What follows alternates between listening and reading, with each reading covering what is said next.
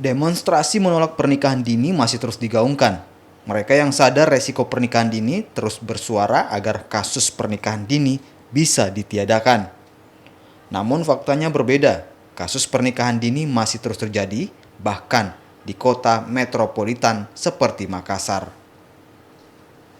Pandemi corona ternyata membuat jumlah kasus pernikahan dini melonjak. Pusat Pelayanan Terpadu Pemberdayaan Perempuan dan Anak mencatat kasus pernikahan dini mencapai 52 kasus.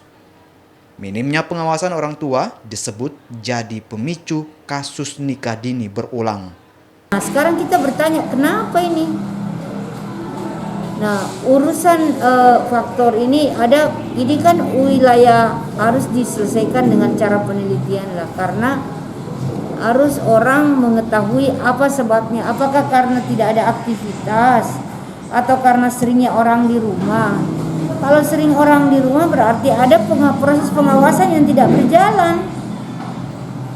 Oleh siapa? Oleh orang tua. Kan jelas ini orang tidak boleh keluar.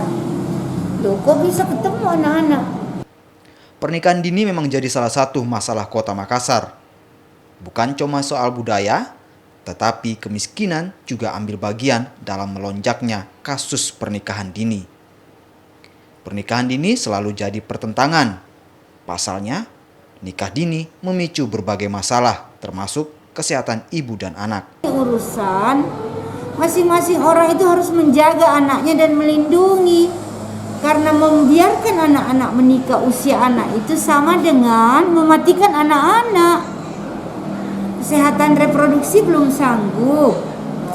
Kematangan emosional belum bagus. Bagaimana dengan gizi? Masa anak melahirkan anak kurang gizi, stunting? Regulasi sebenarnya telah melarang kasus pernikahan dini. Namun, jika tak dibarengi dengan kesadaran warga, maka kasus pernikahan dini tetap akan terjadi.